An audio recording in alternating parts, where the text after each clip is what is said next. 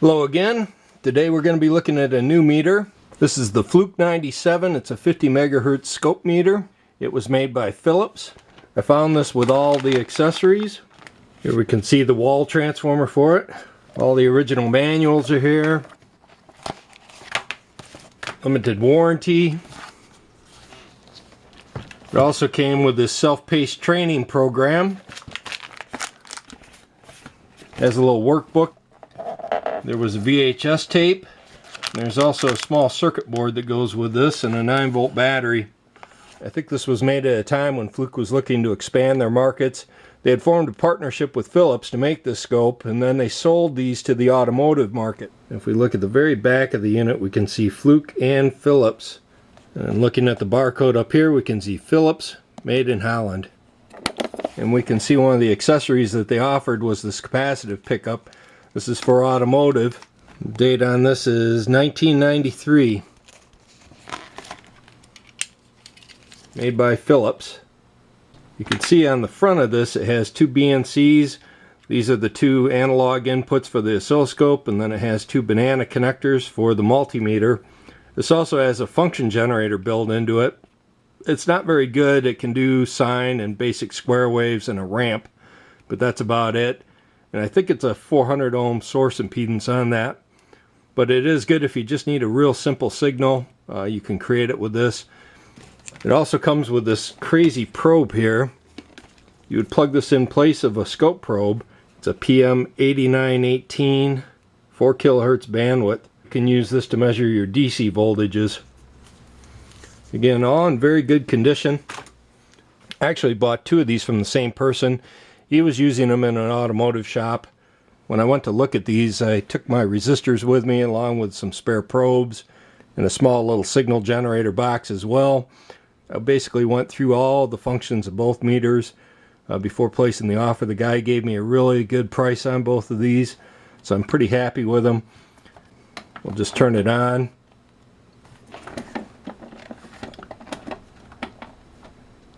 And let me just crank up the contrast. You can see there's no bad lines in this at all. It's got a pretty good display. The backlight still works on it. Switch it over to scope mode. It has quite a few features, but it is lacking some of the math I would have liked to have seen with something this complex, but for the age, it's pretty good. The second unit has a couple of problems. I've got it apart right now, and I've got some parts on order for it. I may do a video on that where I show you kind of how this thing works. Really what I want to do is take this VHS tape, and I want to convert this to digital, and I'd like to just place that up on YouTube for you to watch. So if you own one of these scopes, this is probably pretty helpful as far as how to operate it. So I've gone ahead and I've wrote Fluke about this to see if they would allow me to release that into the public domain. We'll see what they come up with. So I'm not going to be blowing this up today. I actually have a need for this. That's why I bought it. I've actually had a need for a small portable scope like this in the past. Typically I've only normally needed like maybe a megahertz of bandwidth. This thing far exceeds anything that I've came up with where I've needed a portable scope. So this will be a good thing to have around for me. So if we're not going to be blowing this up, what's this video about? Well, we've got this MS8211. This is sold by AIMO. It's another pen type meter. It's very similar to the MS8211D that I had looked at previously. So let me just clean up the bench here, and we'll go ahead and open this thing up. Like the MS11D, it also comes with this nice pouch.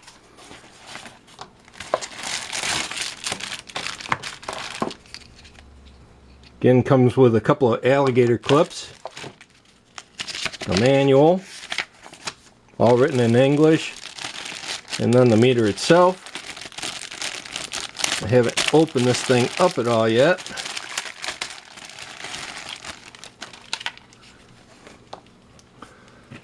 So comparing the two, you can see they are roughly the same size. So a couple of the differences, the 8211D, of course it has this retractable tip.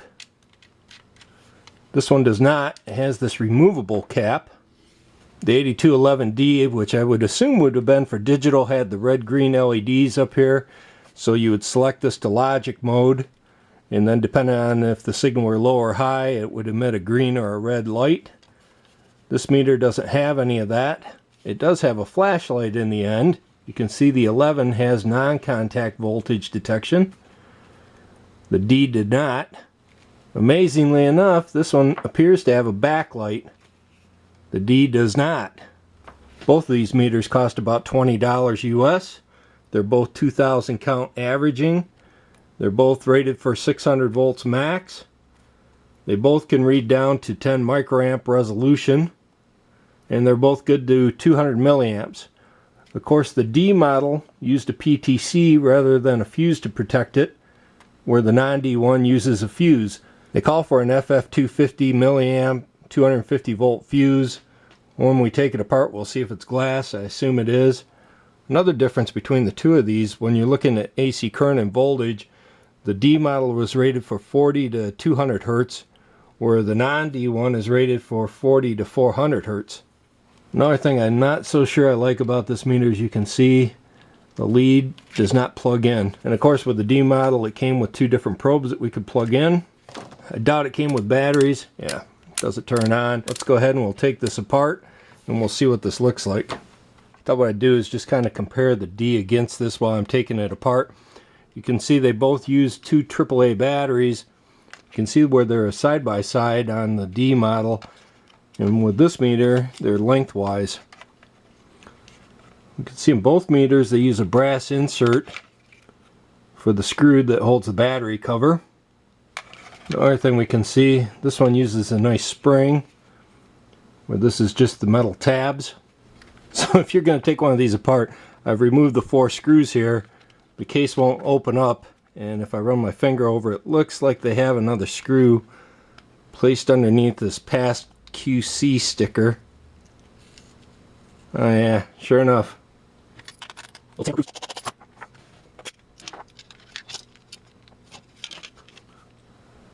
Wow. So there you go, there's your glass fuse. 2 PTCs, and of course there's no MOVs on the front side. Let's just kind of compare this against the D model. One thing we can see, the kind of flex strip here, where here they're using like a high voltage cable. It's interesting, look at the plane down here.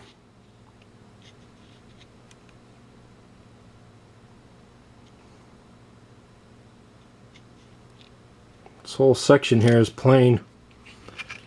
Looks like they had some, they got a placeholder here for some diodes. I'm not sure what's going on there. Looks like a couple of trimmers. Really not a lot to it. Let's just go ahead and we'll pop it out. See what's on the back side.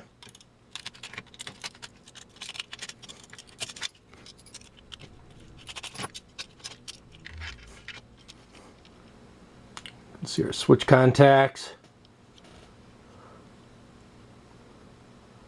The red LED up there, I'm assuming, is maybe for continuity and as well as the non-contact voltage. Switch is built a little differently than the other meter. I don't see any kind of clamping devices in here. You've got the PTCs and really that's about it. It's possible that maybe the transistors used up in here, that some of those are used for a clamp. One of those would be for driving this beeper and the other one for the LED, so I'm not sure. Looks like one of them could even be for the LED up here. And I only see the 3 transistors. There's another one sitting here. And it's kind of hard to say. I mean, to be honest, I don't think this is going to survive. But you can see it's just got this massive ground plane. It works its way all the way up here. This is all ground plane. But I don't think that's going to save it, you know. It's got to get from this wire down to here. You know, I don't think this thing's going to survive. Well, let's put it back together and we'll do some tests on it. I remember it asked about when I hit this with the half cycle transient generator and the cap blew off. they would have liked to have seen what the circuit board looked like when I hit it with that transient. So I thought what I'd do is just go ahead and hit it one more time, and I'll capture that with the high-speed camera. So this circuit is right now live. I've got the cover off. You can see again all the damage was done to the top side of the board. This is the back side of this capacitor when it came apart. So the unit, obviously it's armed right now. I'll go ahead and I'll provide it with one single transient, and let's just see what happens.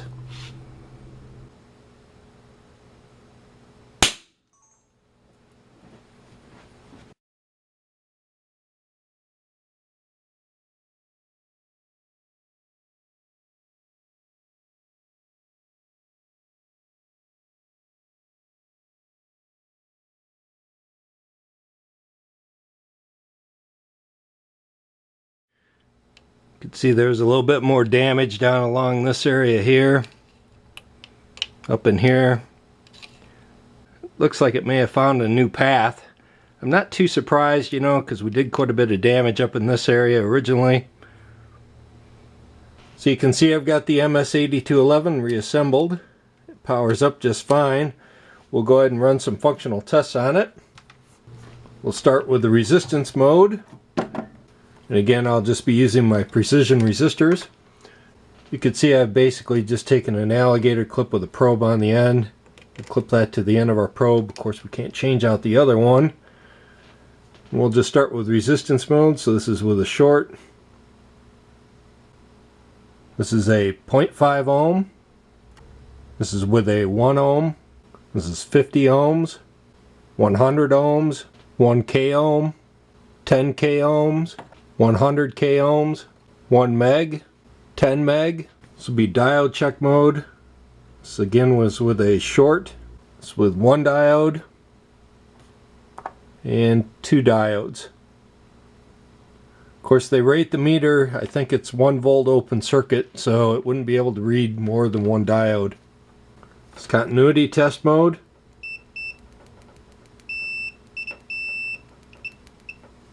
It's very slow. You can hear the beeper sounds very raspy. Normally I'll test these meters for continuity. I probably won't do that with this meter. This will be non-contact voltage mode. I've just got a lamp cord, and I'm going to slowly bring this up towards the meter.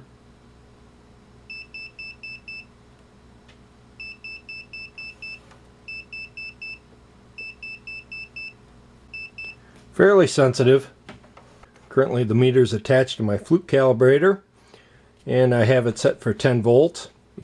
This is with 1 volt applied, and we can see it's 2 millivolts off. And this is with 1 millivolt applied. It's currently attached in parallel with the MS8211, and you can see I'm applying a 30 Hz 1 volt AC sine wave. What I'll do is increase the frequency, and let's just see what the actual 3 dB point for this meter is. Again, this meter is rated for 40 Hz to 400 Hz.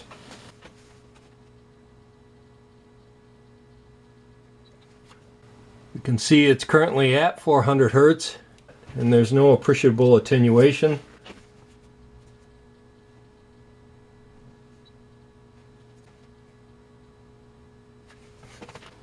You can see we're at 6.6 kilohertz now, and this is roughly our 3 dB point for this meter. So it looks like the meter far exceeds its specifications. So again, I have the BM869S on the left, and it's attached in parallel with the MS8211, and both meters are attached to our high voltage power supply.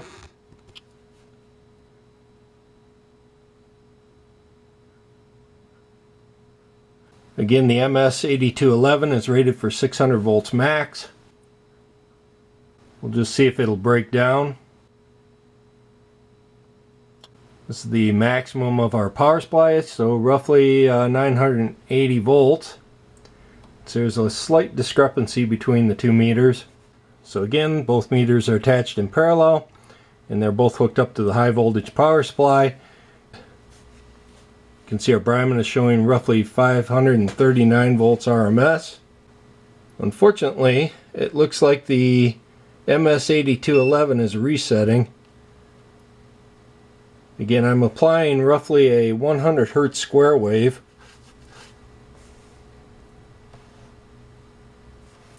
What I'm going to do is slowly increase the bias. You can see on the DC scale this is 100 volts offset. Now I'll go ahead and take this negative. Oh, so I saw this with the 8211D where the meter would reset with the higher voltages. I'm not sure why that is. It doesn't seem to affect it with high DC voltages, but certainly with the AC it does. But it doesn't appear that the offset voltage affects it at all. Currently I have the two meters in series. Both meters are set to their milliamp ranges. Here we can see we're roughly 5 milliamps. Here we're at roughly 70 milliamps. And again, the MS8211 is rated for 200 milliamps. We can see we're right at the upper limit right now, 198 milliamps versus 197 on the Bryman. I'll just go ahead and increase this just a little bit. And there we can see it's overranging. But the current seems to be quite accurate. For this next test, we'll apply a static discharge using our grill starter. And again, this will be 5 transients in each mode, both positive and negative.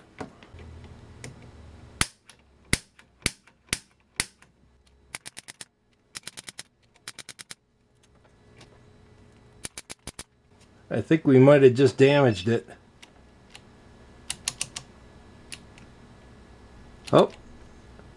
Oh, looks like it came back.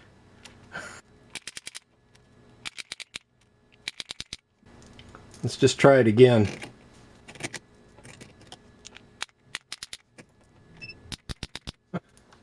No problems this time. Yeah, I don't know what caused it to get into that mode. It's definitely like it kind of got lost with the display just kind of fading out like that, but it does not seem to be causing a problem. Let me go ahead and functional test this and we'll see if we did any damage to it. Alright, so it passes functional just fine. So no problems with the static discharge. Again, this is usually something the Unity meters fail on. It's very rare I'll see a different brand of meter fail with that test. Before we do too many more tests, let me just turn on the backlight. I'll go ahead and turn off the lights here in the office. It's not quite dark in here, but you can see it does a fair job lighting it up. See how it enables the flashlight. If you're trying to see where to stick that probe, this would definitely do it. You can see I have the MS8211 attached to our transient generator. And what I'm going to do is turn on the AC voltage.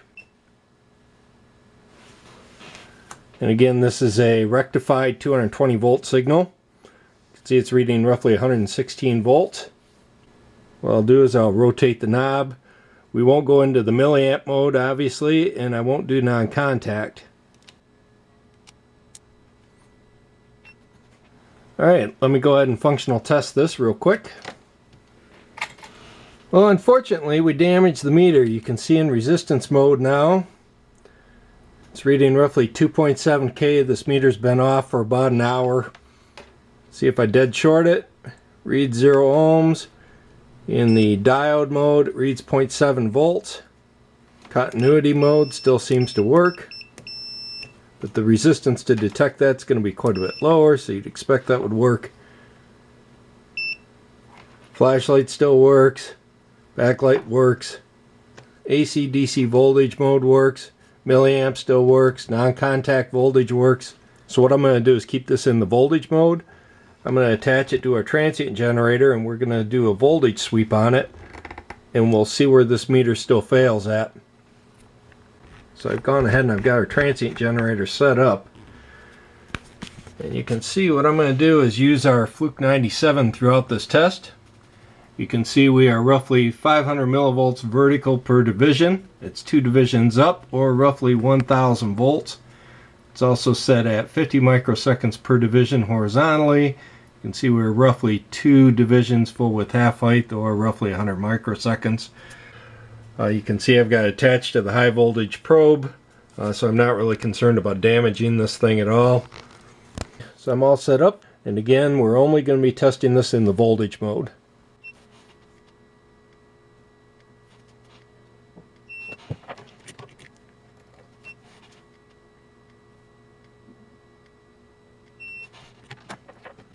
Okay, I'll go ahead and functional test this.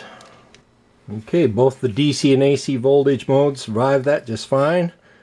Next up, this will be 1.5 kV.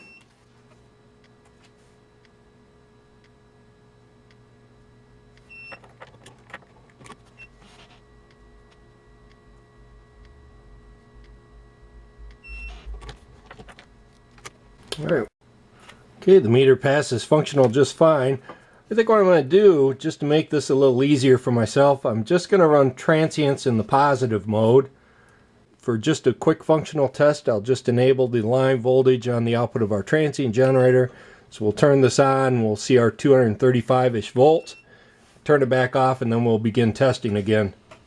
So currently we're set for 2000 volts.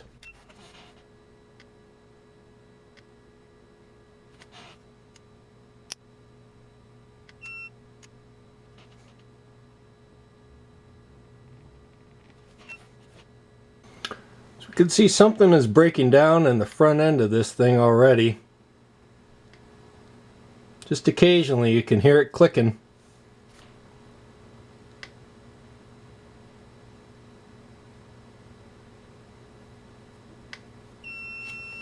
Let me just go ahead and enable our rectified AC signal. You can see the meter is still functioning okay. This will be at 2.5 kV.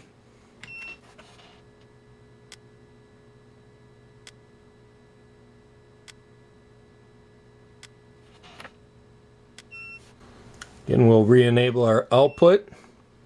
Looks like it's fine. You can definitely hear something in here snapping. Alright, this will be 3000 volts. Again, these are all 2 ohm source, 100 microsecond full width half height.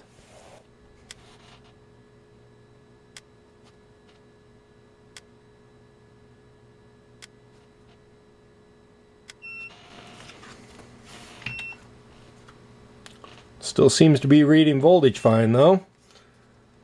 Next, this is going to be 5000 volts. Oh, excuse me, this will be 4000 volts. Again, 2 ohm source, 100 microsecond full width half height.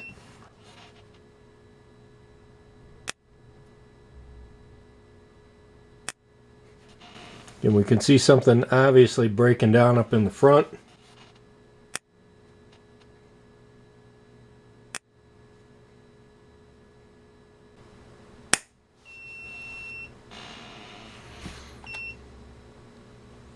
Looks like it's still functioning though, but boy, there's a lot of action up in this area. I can see the sparks coming through the switch and up and around this display.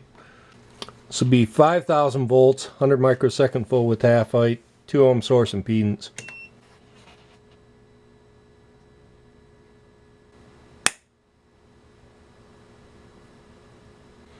Oh, looks like we've damaged it.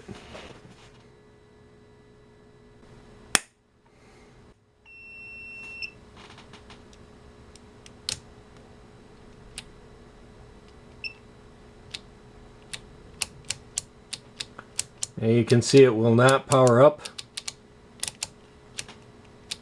Something's going on that it's beeping, but it's definitely now no longer usable. But the little scope meter here worked just fine. This is a nice little piece of equipment. The guy asked me when I bought those 97s if I was going to resell them. I told him nope, I bought them for my own home use. So for the last test, I've gone ahead and placed the meter in the volts mode. Again, we're going to be using our high-speed camera, and we'll apply a transient with our half-cycle line simulator. You can see I have that enabled right now. Well, that seemed very uneventful. I think what I'm going to do is set this thing for its current mode. Again, this meter has that glass fuse in there.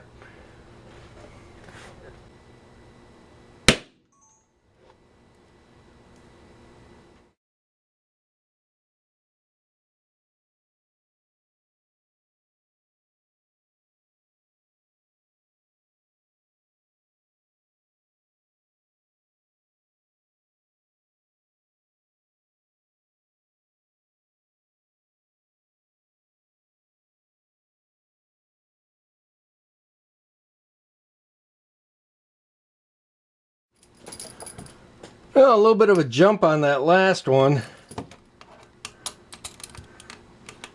Still did not split the case apart. There's definitely some discoloration right here though. It's a little black. So that's quite interesting. See, our fuse is not broken. I expected that thing to just shatter. You can see there's a fair amount of damage up in this area.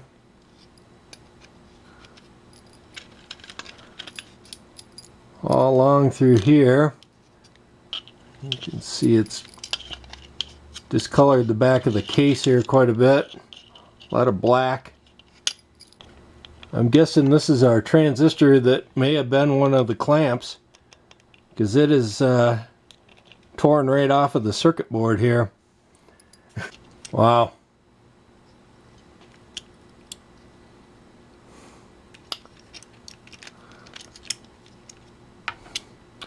It's welded one of the switch contacts right to the circuit board. Look at this. I mean, that is just welded. You notice some of the traces down inside. Way down in this area right here. Those are all just pieces of copper trace. Looks like there's over 1,000 of you now that want to watch this kind of stuff. I don't know. Sometimes we get some excitement, but not always. So I hope you enjoyed the video.